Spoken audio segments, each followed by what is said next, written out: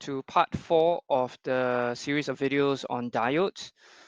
So previously I talked to you about two types of models we use when we are looking at studying diodes. The first part was the ideal diode model, and then the second part we took into account certain considerations and we came up with the practical diode model. But being too practical is also not too good because there are too many things to consider. So a compromise between the two, and we have a third model that we will use, and this is called the simplified diode model. Okay, so yes, there are three models that we need to consider, but actually we are just going to be mainly working 99.9% of the time with the simplified diode model. Okay, so let's take a look at what the simplified diode model looks like. So a simplified diode model is like an ideal diode. It's like an ideal diode, except that we take into account the knee voltage. Okay, this is your knee voltage, your forward voltage, VF. Yeah, so okay, let's see. Okay, so let me draw the IV characteristic for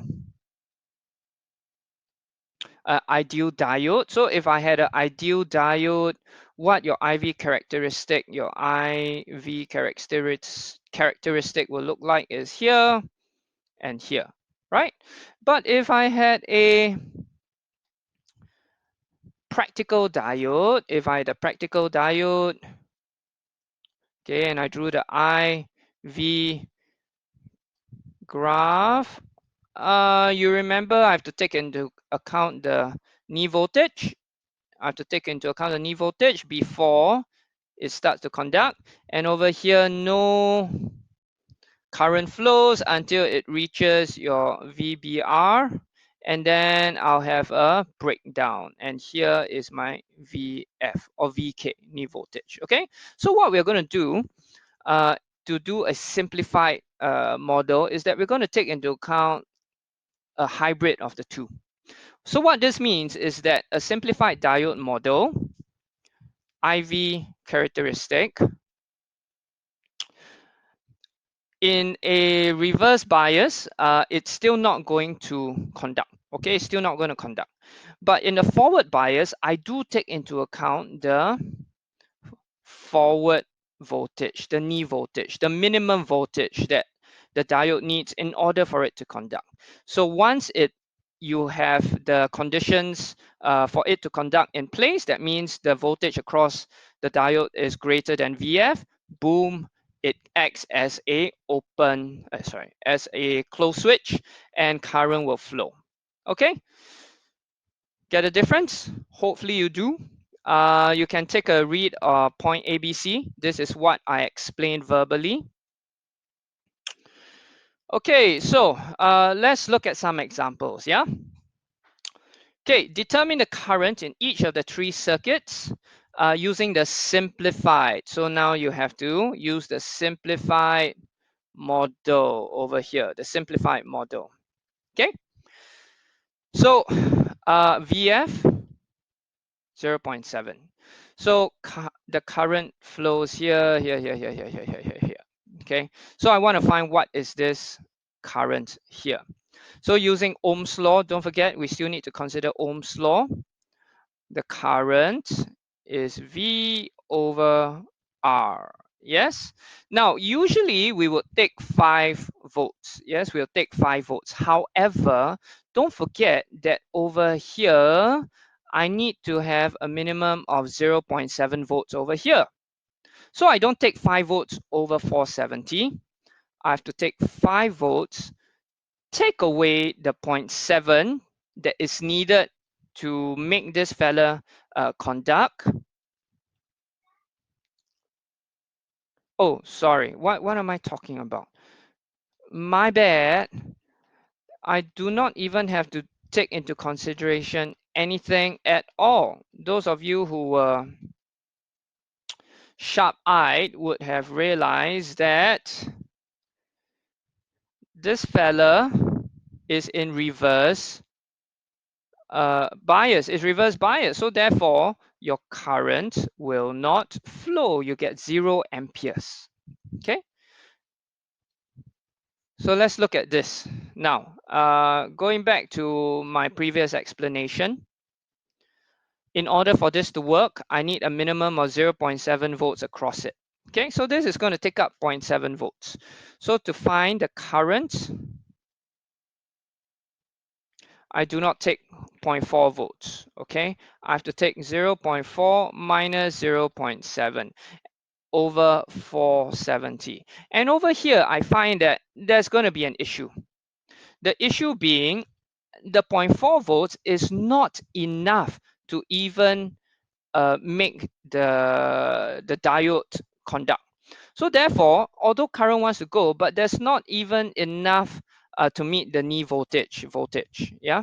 So therefore, in this case, the current is going to be 0 amperes also.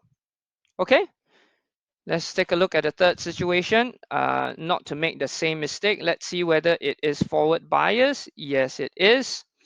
So if it is going to be in forward bias, in order for this fella to work, I need 0.7 volts across it, minimum.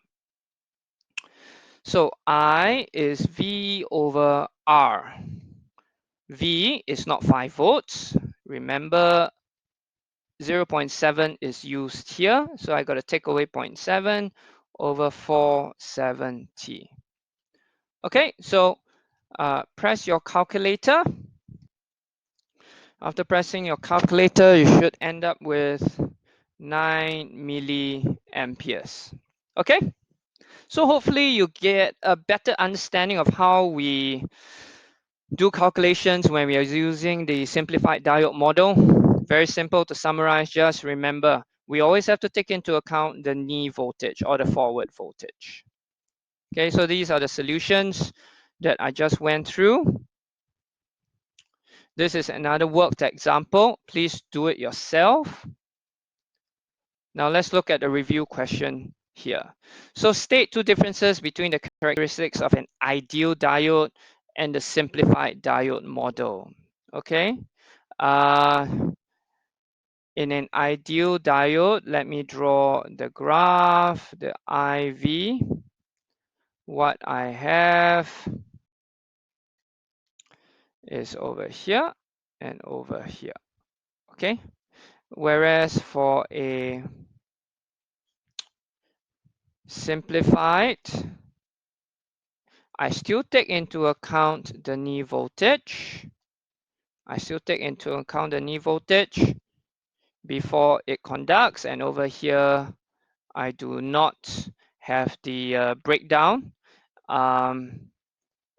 characteristic of the practical diode model. Okay, Ken? So two differences. One is that it takes into account the VF and